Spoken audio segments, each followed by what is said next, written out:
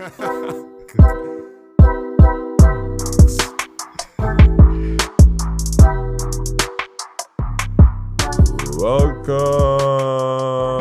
to the Trinity Tech Cast. This is episode number 88. We're on the road to 100. Just now we'll be at an episode 90, and then we have to figure out how we're going to record for the Christmas season because Christmas season is coming. It is coming.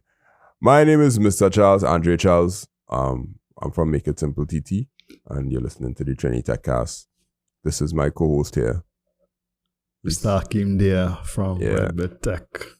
Is there or dear? That's like, there. Yeah. You know, Diwali is Thursday, so dear's on my mind. And, well, you know, we've always had a start off giving people a little insight into what real life is and what are we doing. My 3D printer, and next, like, 3D printing is not for the faint of heart. I just let you know that, right? It have all kind of things that could go wrong because it have so much moving parts and all kind of things. So, but the cool part is, I just love to learn how things does work. So by disassembling the extruder and the heating part, I'm learning how the 3D printer works, and it makes me very excited. So now I'm waiting for a new part to come, so I could fix it again to see if I could, you know, fix it and get it to work properly. And that's bringing me slight joy. The only problem is sometimes the parts does take long to come, but well, usually about a week it'll take when I order it directly. So yeah, I've been 3D printing some stuff, and my technical prowess is getting better and better. Just now I could start a 3D printing blog. Okay, no, not really, because I've been reading 3D printing blogs. Yeah, I mean, if you don't have time to make videos, I think you're gonna have time to write a blog. Oh, yeah. Yeah, that's actually 100% true. Even though you have all kind of AI tools, you ain't really had time to like craft words to do anything. I was watching with green screen, and I was like, when next time I'm gonna use these? I have some educational videos to do, which is stuff for exams next year. So I have to do those because that's basically how I start off. So I maintain that consistency with the educational videos. But the other tech videos, we'll see how that goes. I mean, with me, I ain't really do much techie stuff. Yeah, I don't think I do much techie stuff. I cut the lawn. I clean all the AC units. And I'll now finish the workout. So when you're cleaning all the AC units, you just have the plastic and thing and catching the water. I do that sometimes. I have a plastic, a plastic housing thing that's covered and it have a hose below. Yeah. And like just go outside and then I'll take the hose from outside and spray it. Like, man, servicing the AC, boy. Yeah, well done. Clean it. I just take out the filters, clean it, and use a air gun. Yeah. And then just blow them out. The outside one, and I don't think I ever clean. No, I clean out the power washer ones. The blades on the outside one. The thing about the AC in this room, right above here, and like all the plugs right below. Yeah. So if you make a mistake, that's your water. I free the water part. I just use an air gun, and when you use the air gun, you just see all kind of things flying out, and I just be like, all right, cool. Well, it's clean now. Yeah, like all of that was just going into your lungs all the time. Yeah, thanks. All right, so wait, I forgot to tell you, I studied to do fireworks for my son because he had that age where them kind of things interesting now, and he wanna go. Dog? Nah, the dogs, I'm cool, I'm normal. Okay, we just put them in the back and they go live. They don't really beat up too much about the fireworks when other people do that are wrong, but spending money on fireworks, but spending money on that, I'm too sure, but for me, I just going on. I'm not sure what you just call it, but like when I was young, we used to call it fun snaps. fun snaps, that the white thing and the kind of sawdust. I might buy some of that and I keeping it small. I know about that Diwali life, but yeah. Mightn't even eat curry. All right, what we're talking about today, we are going through our 2 local, 1 international as usual. Mark the ChatGPT essay. We had the Minister of Education and the CEO of CXC. They were discussing some stuff with respect to the ChatGPT AI integration into education. And I have some comments, especially since I'm a teacher. I could speak to it a lot, but you could also chime in on how it will actually make sense in education. And the next one is security issues or cybersecurity issues again. There's a steep jump in cyber attacks in Trinidad and Tobago. They have some numbers. There's an article. We'll talk through it a little bit and see what is considered. But the CSIRT team, I believe, they were like checking on it.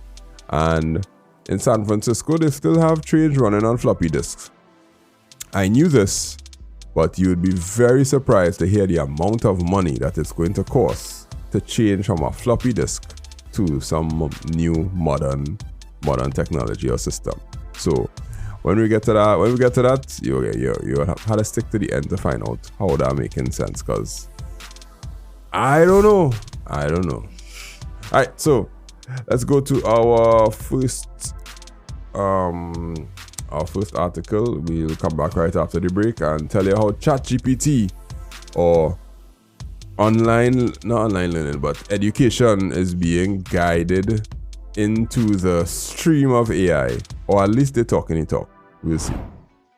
Well, you probably made it this far in the podcast. That means you probably like technology a lot and like to at least hear us talk about technology. And that also means you may know somebody or somebody who knows somebody or somebody who knows somebody who knows somebody who wants a website built or an app built or some sort of technology integrated in their business. If you want to help them out, you could send them to makeITsimpleTT, send them to us. And we have business services that range from building websites to building apps to invoicing systems to ensuring that technology is used in your company, the installation of routers, buying things online. So you can check us out, 308-8799. You can check our services out, or you could go to makeITsimpleTT.com and see some of the things that we've done and maybe give a recommendation to our website built or something like that.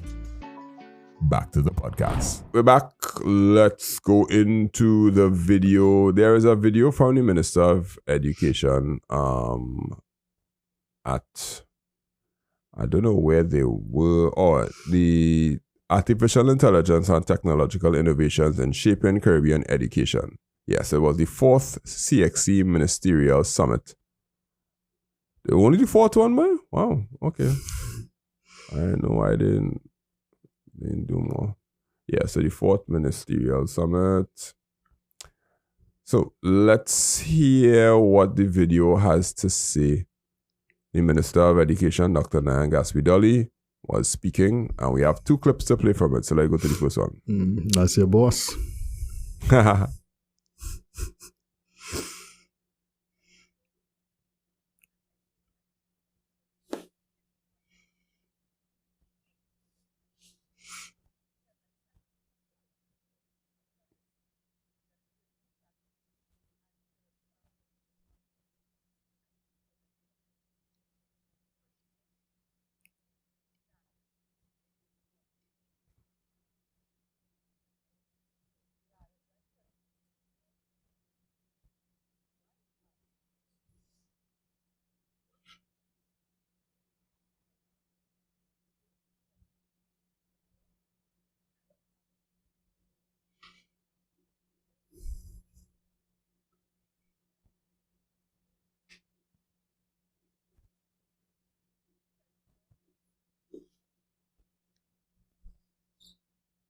All right, we'll pause on that there.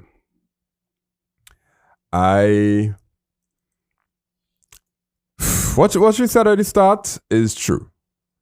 A lot of students, if they have to write an essay now, they will generate it from some large language model and produce that essay and give it to a teacher.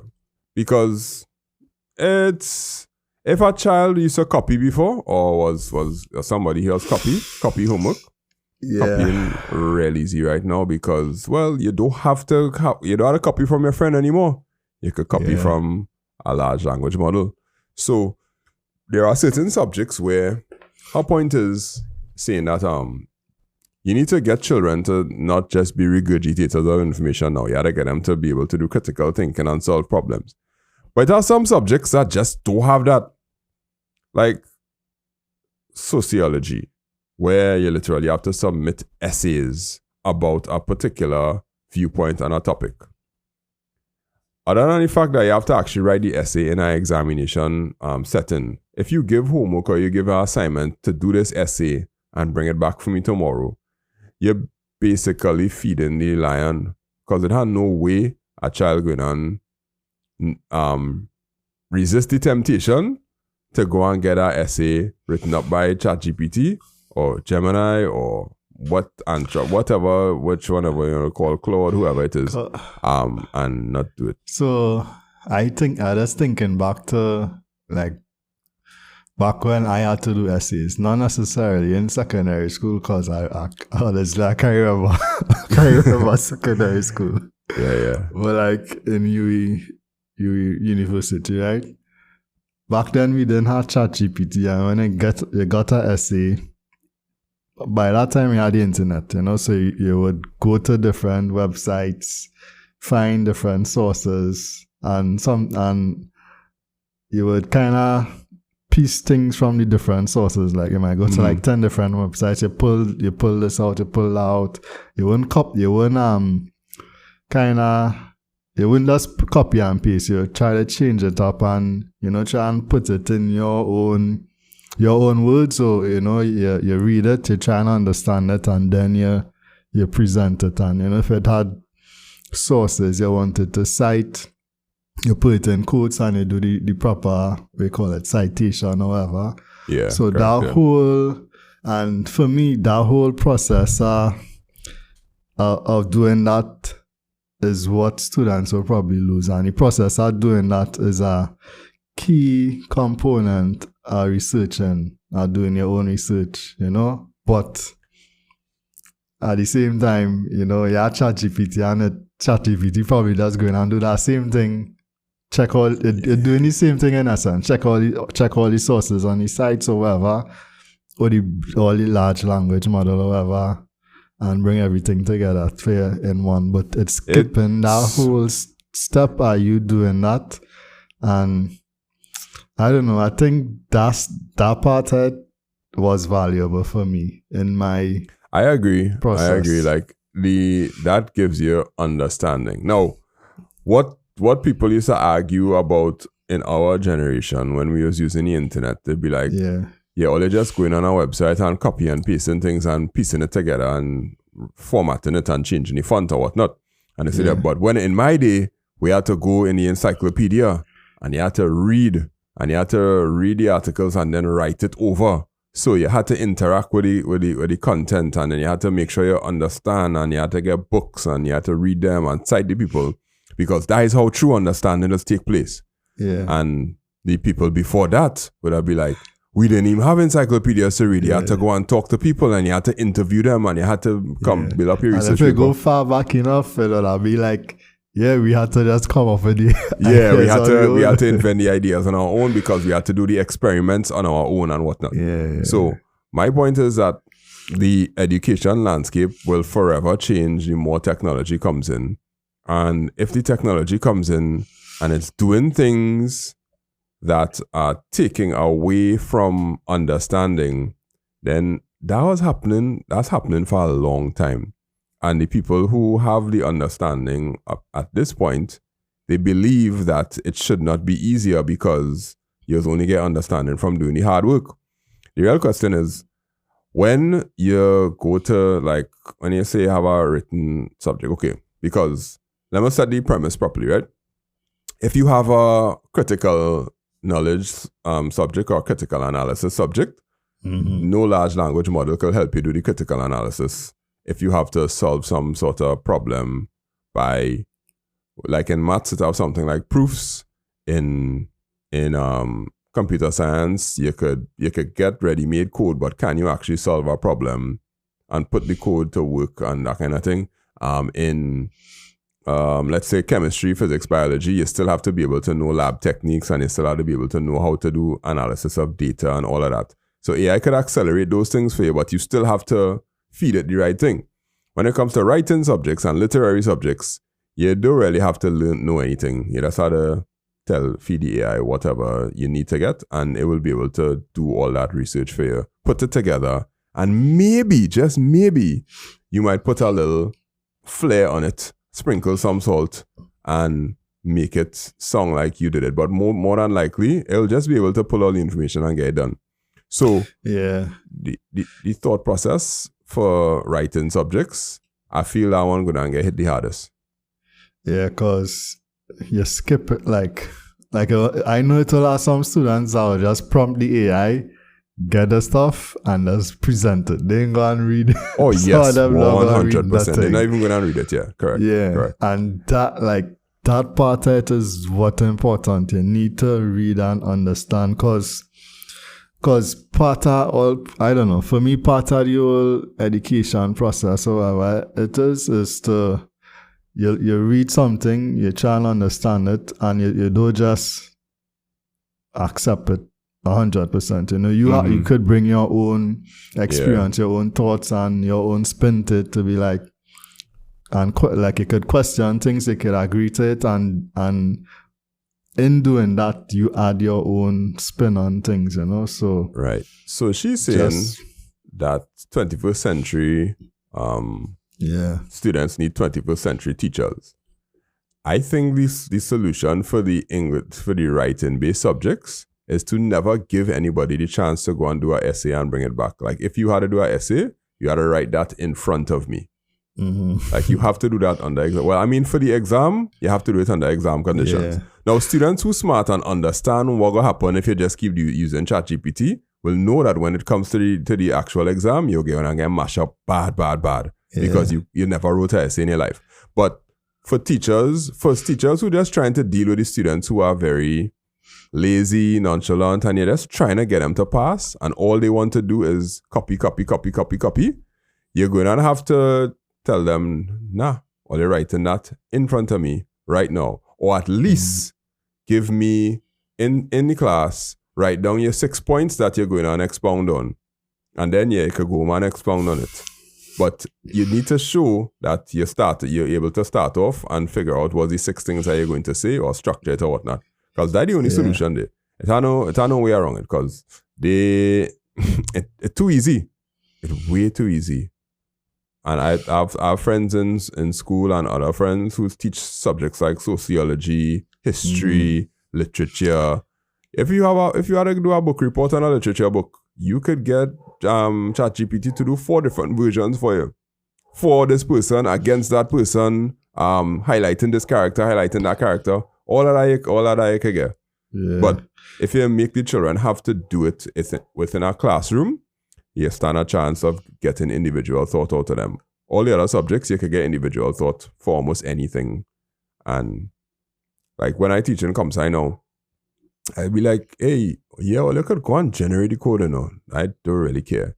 Generate the code and do the basic things. If you want to create a function for something, create a function for something. But when you put that code inside there, you better know what that function doing, because when you call the function, you need to know the outputs and you need to know the inputs. So whether or not they copy the code, they have to be able to understand it, because they will end up with a problem. Yeah, because soon. Guess what? Till this day, I just still go on. Well, you probably don't need Stack Overflow now, but say 5 years ago. Yeah, Stack Overflow, yeah.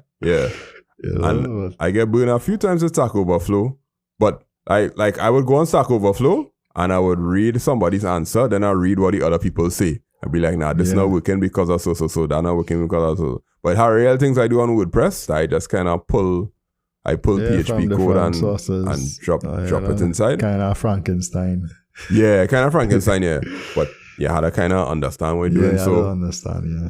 So let me go to the part where... Oh, what are you going to say? You're going to say something good? No, I was just going to say, like, thinking about the writing subjects, I don't know why, like, because I didn't do no writing subjects, so I can't really think so far back to, you know. from the time I hit Form 4 up, I do science, like English, sociology, history. Yeah, all of that. But understand. Yeah, I think that's where we land. So here the next clip, right? This is Dr. Wayne Wesley. He is the CEO of CXC. And AI provides us with that ability to provide that dynamic interaction that is adjusting to their level of interest, adjusting to their level of difficulty, adjusting to their level of competence, which is what game does. As soon as you master one level, what it does, take it to another level. And you always want to just crush that next candy, right? Can you imagine students just want to know, crush that level of mathematics, crush that next level of algebra, crush that next level of matrix, crush that next level of arithmetic? AI has the potential for us to have personalized and unique intervention to transform our education. Them does make things sound real simple out here, but I'm not gonna ask how you're gonna do that. Honestly, like he compare Candy Crush to algebra and mathematics and them kind of thing. Like that is not an easy problem to solve. Literally no child wants to play a maths game. Yeah.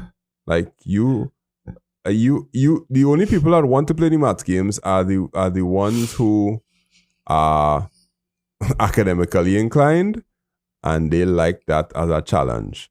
But most of the children, they will always complain, why do I need to know what X is for? Yeah. And like the type of, well, I don't know if to say I was a bad student, but the type of student I was back then, I don't like this now, but the type of student I was back then, I wouldn't do that unless I absolutely have to do it. Like, you know, if I have free time, like, I'm not going to do no maths problem. Yeah, this is coming from me, a teacher. I just integrate all kind of gamification things. It have all kind of websites with game things and whatnot that you could do, that you could create all kind of stuff. And I promise you, a quarter of the class, I would do it. And the other quarter will just be like, this going for marks or not? Yeah. And then I'll be like... And then I'll be like, no, not going for marks. It'll just a good way for you to learn. So I'll show them it in class. I'll introduce them. I'll say, okay, cool. So when you'll go home, you could go on this website and do it, and you could upload it, and I'll check it. And only like 2 or 3 students will do it, because education to this generation is almost, they see it as unnecessary. Like these Gen Alphas that are coming up, they're like, but I could Google that, but I could find this. But that not making sense. But that don't matter. But I know, but Enter could do this. But we could find that whenever we want. And the minister's point earlier was that, if they could find it, why would they even want to try to do it, to do any sort of formal education? And I know we're going to face that problem, because, well, I could see it with my children, where they just be like, this not making any sense. Like, what are doing this for?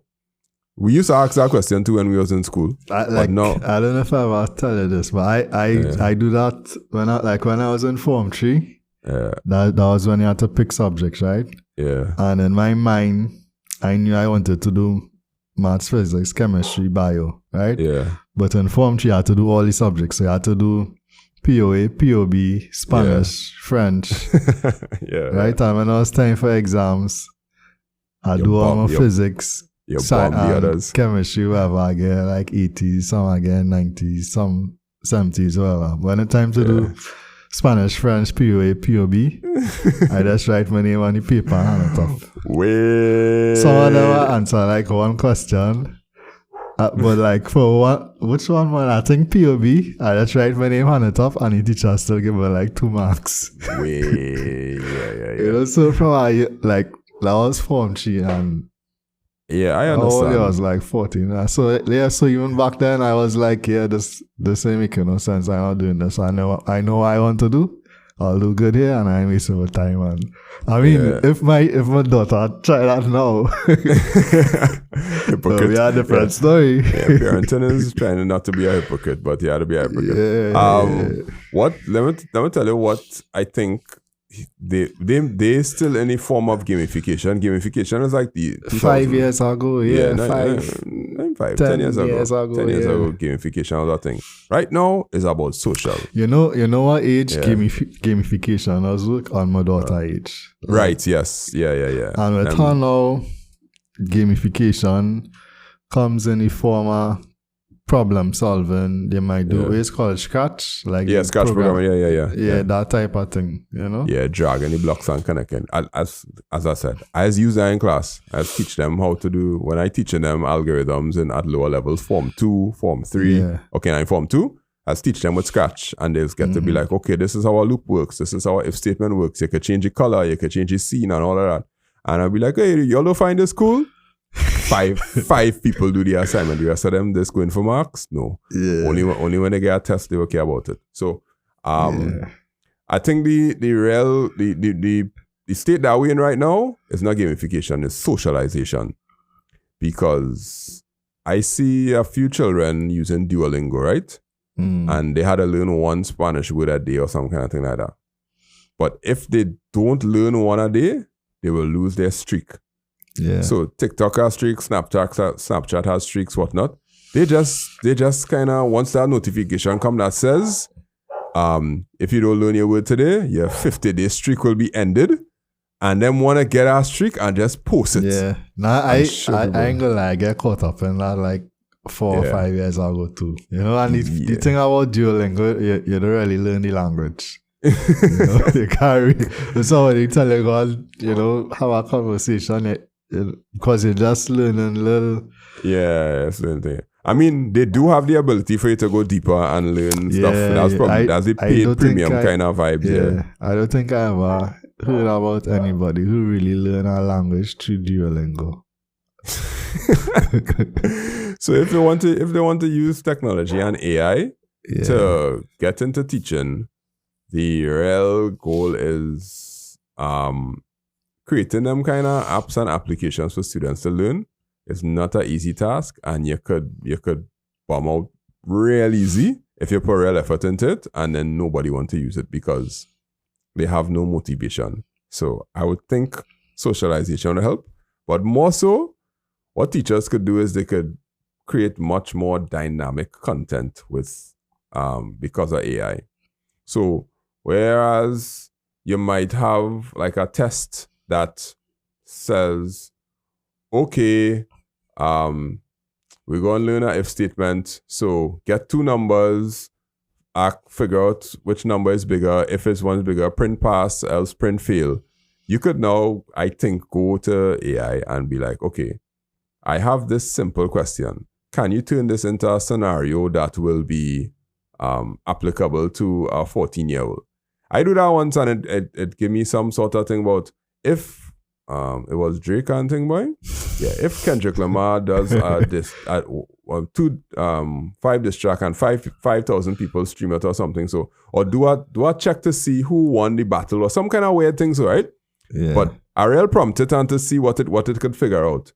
When you give questions that are relevant to what students experiencing in life, they tend to have a little more excitement about answering the question because they feel like, it speaks to them a little bit.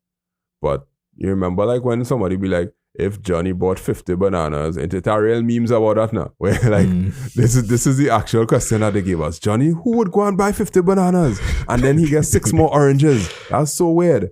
But there are ways that you could use it to generate content and generate things. And not just that, like you can also generate images and videos of certain things that you used to have to go and try to find a YouTube video or some kind of thing like that, or find an image. You could ask it to generate certain images and you'd have a chance of integrating it into teaching better. But that takes work. And teachers ain't really under... All right, teachers work hard, right? Yeah, but the extra work. And I think a lot of teachers has already go above and beyond, and this would call for even more. Yeah, you have to go above and beyond, but now you have to learn how to use AI because nobody. Nobody. You know what's gonna happen? They're gonna they're going to be ringing on your phone. Mr. Charles. Oh yeah, they do. Yeah, they do. I have a WhatsApp group and some people will be sending messages all the time and whatnot, asking how to integrate it and those. I even do videos on it, and some of them get kind of official technical support. But the problem is, AI is so relatively new that everybody have to learn it right now, and the learning curve for some people are a lot higher than others. You see, the next breed of teachers that are coming up in the next 10 years. Who use ChatGPT and Gemini for all the wrong reasons, when they become teachers, they would be like, oh yeah, I've been in this thing. I know how this thing works, and I know how to prompt this thing to make a question that is not going to be easy for ChatGPT to be able to give you an answer. But then even by that time, it might be more advanced. So now you have to relearn because it's now getting closer to AGI. And all the AI train, that's a hard train to follow by. You just had as a teacher, I could empathize and understand why some of them ain't really good at take it on. And if CXC want to integrate it into curriculum and studying and learning and thing, it will take a lot more thought than just gamification. I ain't think that will cut it, but CXC has been known to be very archaic at times in the way that they handle education. So I guess in this summit, they probably discuss things that may or may not happen. I don't know how things with the ministry and CXC does be, but a lot of times these summits and conferences is, it's just be for show and lip service. Yeah, and trying to sell themselves. So I don't know if that's the case here, but I mean at the end of the day is reality, in the sense that students using it, teachers encountering the issues. So it's something that they have to pay attention to. And try to find. Because it's not just CXC, is this happening throughout in universities and even in some local universities, to the extent that they're starting to incorporate AI into the whole teaching and learning experience, in the sense that you would have your learning platform, say Moodle or whatever, they would incorporate an AI assistant, which would be trained on the teaching content or the course content. So you more or less have a 24/7 tutor that you could bounce things off of. I agree with that totally, because anything that could get the students to think more or to do more critical thinking, I agree with. And if getting the information faster will help them be able to process the information faster and produce original thought, then bring it faster. I totally agree.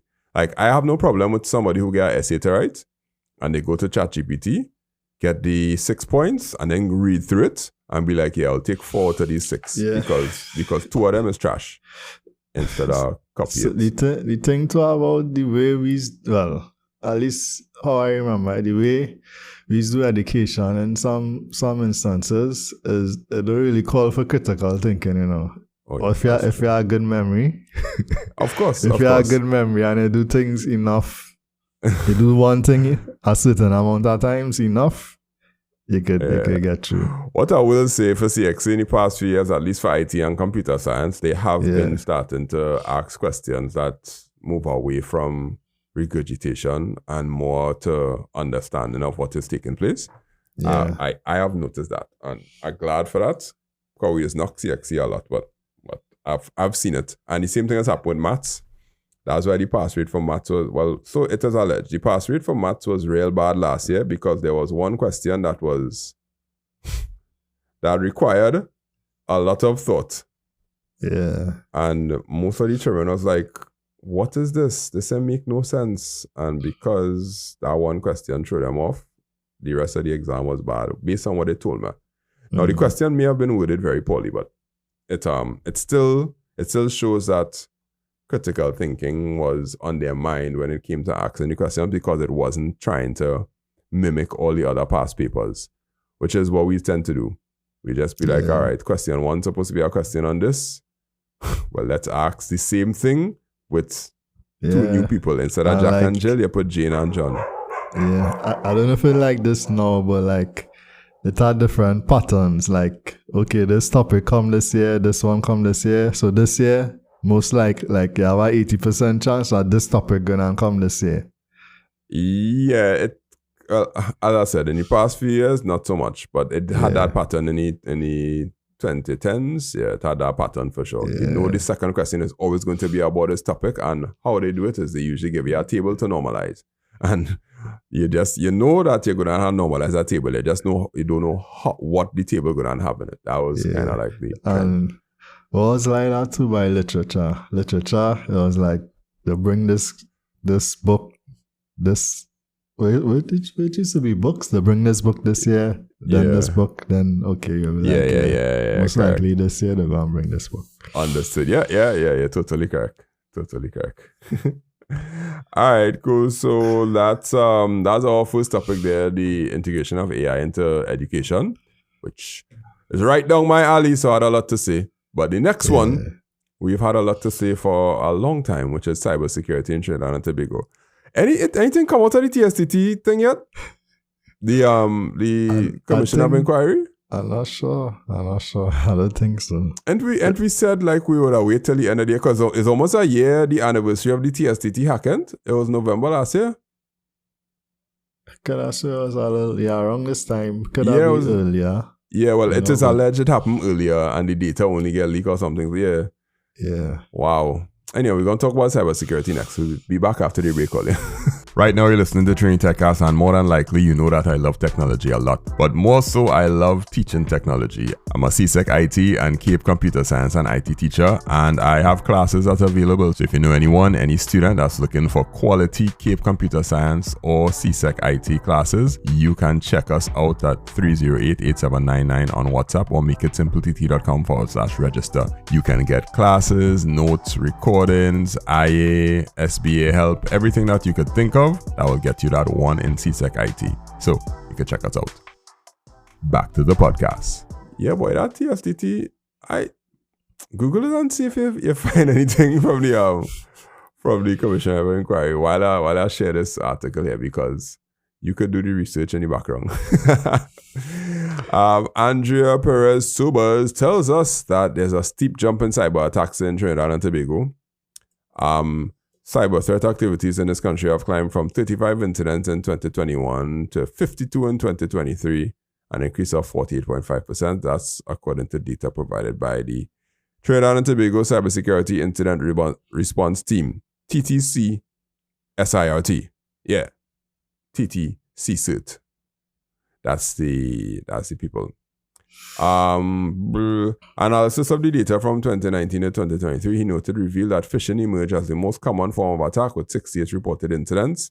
This was closely trailed by instances of system compromise, data breaches, which stood at 47, and website defacement or denial of service attacks totaling 39 incidents in the same time frame. You wanna jump to the TSTT thing and come back? Yeah, tell me before we analyze that. So article. In November, the minister said he ordered an independent probe into the TSTT cyber attack. All right, and then in March of this month, this TSTT cyber attack was due. Right, and then March of this year. Yeah, March of this year, and then in April. The TSTT board installation is delaying the cyber attack report. And that was the last year. That's all? Wait, just delayed, that's all. No question. Yeah, nothing else. Was in April. Because I could stand to be corrected, but I don't think I see any. Yeah, I feel that's what you're seeing. What you're seeing is what you're seeing. Yeah. Okay, thanks for that update. So, who does report a phishing attack? When they get, when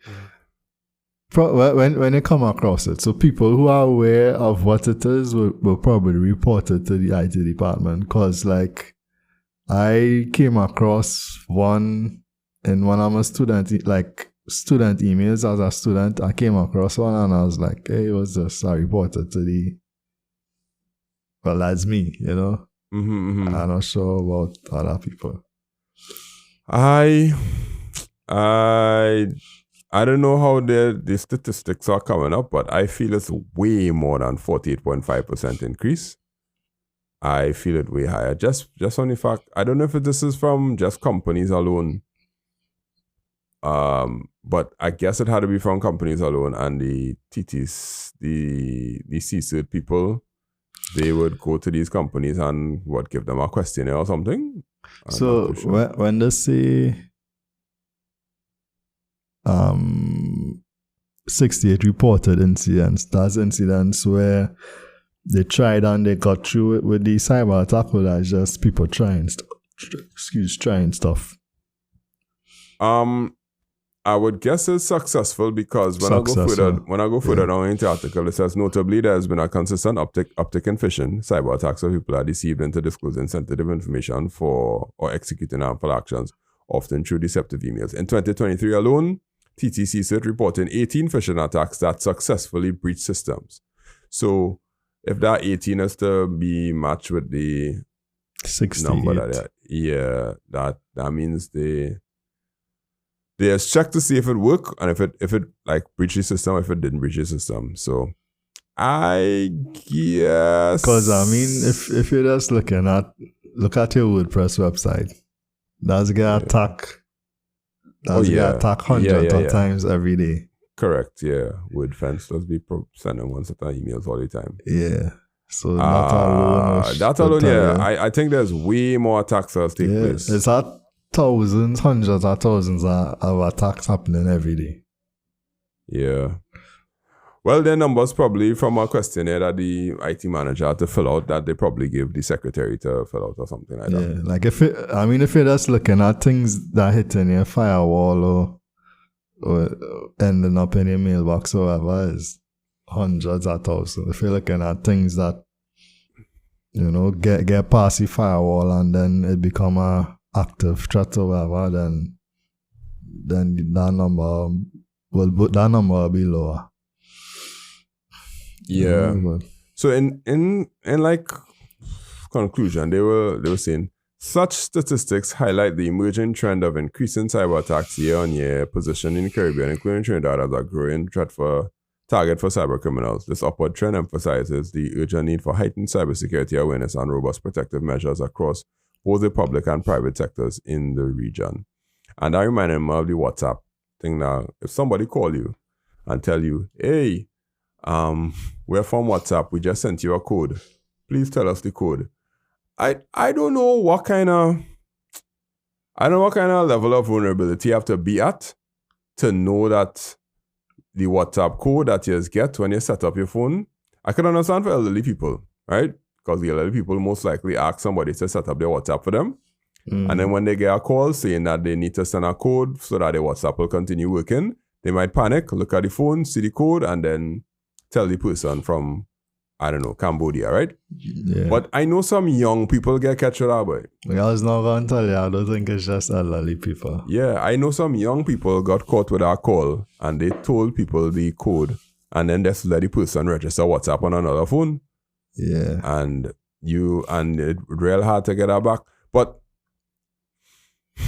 the one person I know one person that got called and they were like half asleep. So they was half asleep, they get the call and then they just give the number in their sleep because they thought, but they could have just tell you the half asleep call I was feeling ashamed. Oh yeah. Probably. Actually, you're correct. Maybe that might be it actually. But we still kind of bad at it, and I would have thought that COVID would have pushed a lot of people into using technology wisely and understanding how it works and them kind of thing. But I'm not too sure if people... I mean, at the end of the day, you would always have people that would be fun. Not for people that would be, that would get catch with it. You always have people. And like every country, every population, you always have a vulnerable group that will be susceptible to these types of attacks. And that's kind of what it is doing, though. Send out 500,000 phishing emails or whatever, they might get you with 100. You know, that alone good enough for them to pay the bills any month. To pay bills and run the syndicate. To sustain the operation. I was listening to a podcast and they was talking about how these syndicates they have like a whole operation with thousands of employees and all of them in one building, and they are HR. They have it's basically like a startup. Like not startup, like a startup, and they get angel funding and thing, and be like, okay, this is what your thing is going to do. They have developers, they have this, they are secure, all kind of things, just to run these phishing emails, scams. It's a full on business, business operation. I never registered a business. Well, based on what I listen from the podcast. Yes, and they just have a floor on that building when nobody know what is going. But they just know that there are certain men that's come to work and go up on that floor and do what they had to do, and everybody else has work wherever else they work in. But they would hide it within a legitimate business. But oh gosh, boy, it's seriously serious, and they actively plotting and planning where they're going to attack, who they're going to attack. What state they're in and everything. I think those go on the the dark web and pull buy information. The password, the things. It had a show called The Beekeeper. I think The Beekeeper kind of highlight that a little bit, and what they highlighted was real. Like there's a supervisor, and your supervisor had to come and check and make sure you make your quota and all kind of calls and all kind of thing way. And so we in fit because we are a basically easy target because we always using the word digital transformation, and because we using the word digital transformation, that means we put in digital things or devices in people's hands, because our goal is to get the population to be there. But if you put in those things in people's hands, then invariably you're going to put it in some hands that are not trustworthy. Trustworthy or good enough to hold it. So if I know that you have a draft for a war, that means you're taking all of the young men and carrying them out to war, training them, then obviously I'm gonna start to rob some houses because only women home. So the same kind of concept is, okay, if you going through this digital transformation process or this wave, and you're starting to give everybody technology to use, obviously I'm gonna start to attack because it have plenty weak ones inside there in the process. So the uptick in cyber attacks, not a problem. I just hope that we educated enough to avoid some of the more basic ones, like phishing emails. We should be good by now, right? We should be good by now. For the most part, it was there always are people that will get catch. Is a matter just keep reducing that number, One person at a time. One person at a time. Every years have to teach children about hardware and software, and when I reach the hardware, I have to show them storage devices. So I have to show them a 5.5 floppy, and they were like, "Wait, sir, these things still alive?" I'll be like, "Nah, they don't use the 5.5. There's only use the 3.25. 5.25. There's only use the 3.5 right now." But boy, oh boy, was I wrong. Boy, oh boy, was I wrong. We're coming back after the break. Like you might laugh, you might cry. I don't know what it is, but let's see.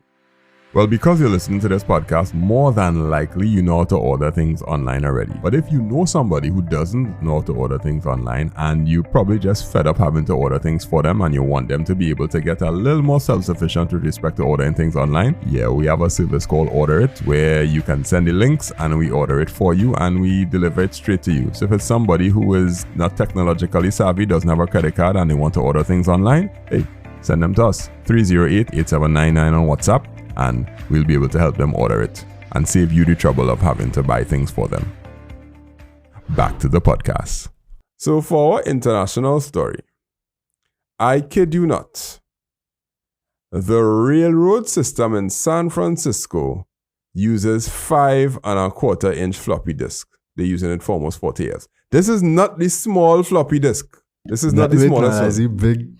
Yes. So these here that you're seeing, these are the 5.25. I don't know the picture. The ones that they're using is, where it is, boy? I can't find a picture. It was in the thumbnail, you know. But anyhow, the 5.25. That's the big kind of thin one. Like yes, a film, like that is actually a floppy disk, yeah. Yeah, like wobbling. It wobbling is joke. That's not. Yeah, I don't think I ever saw one of those. I have that one, and I have the big. You still have floppy disk? Yeah, I was using it for school. I was had to show them it in school. Okay, it still work? Nah, that ain't working no more. Okay, let me see. This is an example of the. Yeah. No, I saw one. I saw them before. Yeah, this is it here. This is the 5.25, right? So this is what those people are using on a railroad system, a train system. What was the capacity? Storage capacity again? I know these ones was like 2 megabytes or something. Oh, and 1.44 megabytes is the smaller one, the 3.5. Yeah. The capacity for these is 360 kilobytes. Wow. Yeah, the 5.25 is 360 kilobytes of data, right? So here the article, right? Let's read the article. The San Francisco Municipal Transportation Agency, SFMTA, board has agreed to spend $212 million to get its Metro light rail off floppy disks. The train control system has required 5.25-inch floppy disk since 1998, when it was installed at San Francisco's Market Street subway station. Now, here's my problem. 1998, it had 3.5.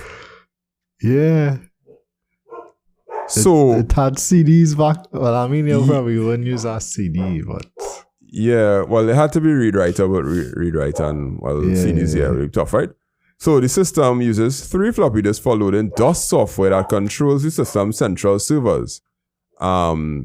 When a train enters the subway, its onboard computer connects to the train control system to run the train in automatic mode where the train is. So it's a DOS program, right? MS-DOS and an EXE. My question is, why $212 million US dollars to ditch the floppy disk? This is like this had to be a whole system that's going from top to bottom, because it's not just a floppy disk. I don't know. That's somehow we contractors. Here the thing. The new control system is supposed to be 5 generations ahead of what they are using right now. 5 generations ahead from 1998. Basically, they're gonna make it up to date. Yeah. I don't know.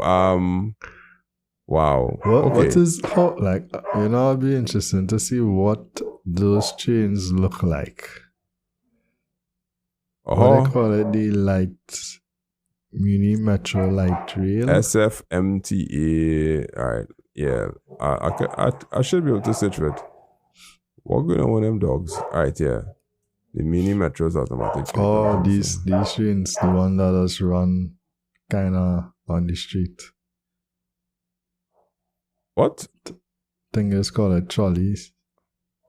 Oh. Okay, yeah. The ones that run on, and they have the like indentations on the street, yeah. $212 million to upgrade that, right? That had to be a cloud-based, multi-monitored from all different places. What could happen?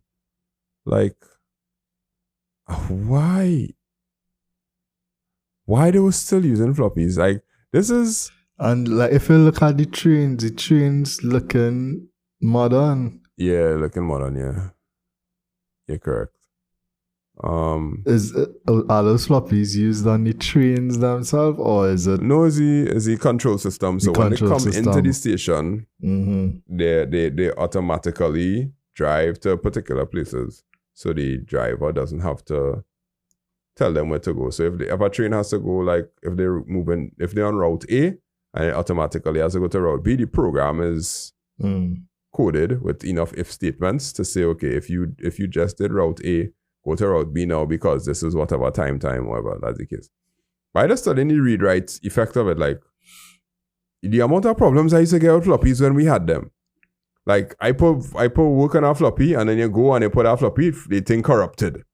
And when it corrupted, you had to reformat it. And then when you reformat it, you lost all the data. It was just like flash drives. The problems we used to have with flash drives, the read-writes kind of concept because it's magnetic. I don't know what could make a country so have to have it. But they did state, which I know, is that Japan stopped using floppies on governmental systems this June, right?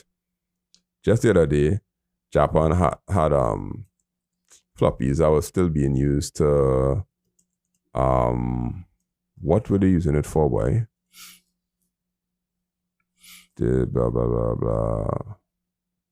Yeah, they didn't say what it was being used for, but Japan had to use floppy disks for any public sector, right? So any public sector for airlines and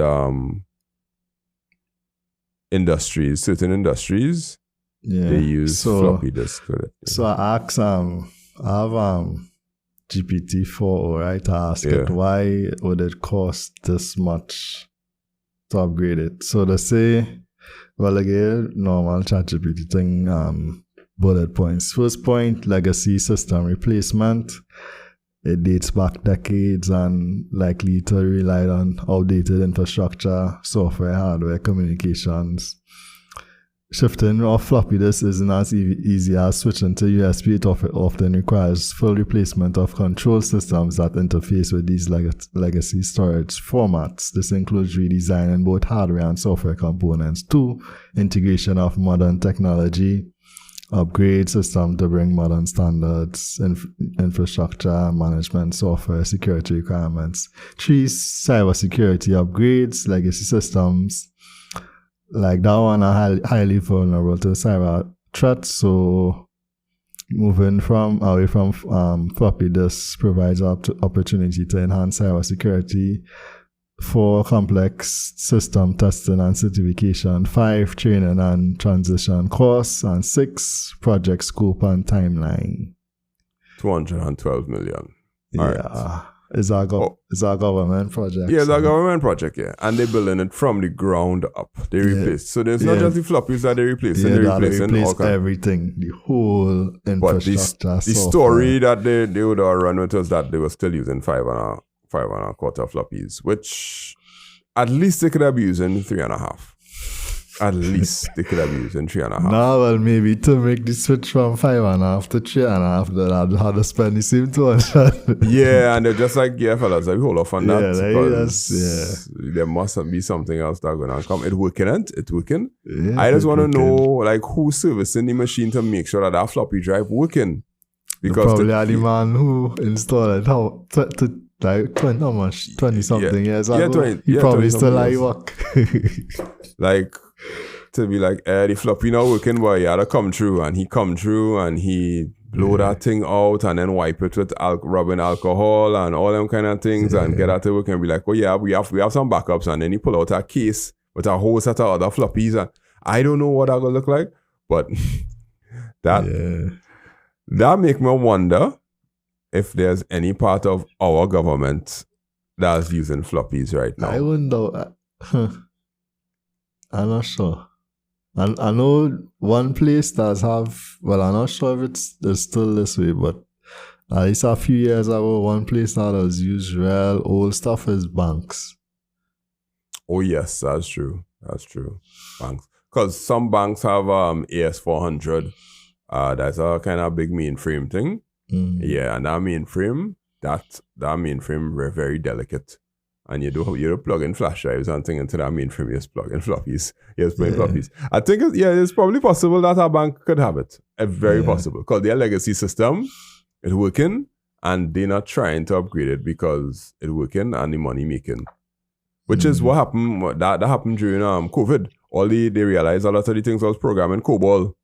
Yeah, and they was trying to upgrade the system to be able to do a lot more online transactions or some kind of thing like that. And they was looking for COBOL programmers, so they pull out the 60-year-old men and thing who used to program them to get them a contract to upgrade the system. And they couldn't upgrade it to JavaScript or any modern language because they didn't know the modern languages. So the people that know the old language couldn't bring it up to a higher language, and the people that knew the new languages couldn't understand the old one. Well, I mean, now if that arises now, you could use ChatGPT to help you along the way. I guess, but when it comes to banks, the other thing though, their number one goal is accuracy and security. Accuracy and security. Maintainability, not so much. Yeah. Well, upgradability. Yeah. Wow. Floppies, yes. Yeah, when I go to school and I show them children that floppies, I'd be like, would you believe that there are people that still use this? Even that, like if I was in school and my teacher bring floppies for me to see, I'd be so excited. I'd be passing around the class and I'd be like, oh, okay, cool. Yeah, pass it on. Imagine I open up a hard drive for you and showing you all the platters and things, and they're like, oh, nice, yeah, cool. Pass it on. I'll be like, yeah, because at that age, what on the mind? A lot of other stuff on the mind. Social media, just one. But if I jump up and say, don't forget, if I jump up in the class and say, don't forget to thank Beyonce, the whole class go wild. Because don't forget to thank Beyonce meme is crazy with them. Oh, that's a meme? I didn't even know that's a meme. Yeah, in the dark day. Okay. But I was in the dark for a while. I was like, I'd have this meme going around where whenever you're successful, Beyonce could make a call and take away all of your shine. Or she could cause your downfall or all kind of things, right? So whenever you do something or you get something, don't forget to thank Beyonce. Because without her holding back, the whole world would have been whatever. So yeah, I say that in class. Craziness, pandemonium. They'd be like, sir, you know what, all that? And in my mind, I just showed you all a real hard drive, but a real hard drive from the inside. But that is part of the teaching thing, yes.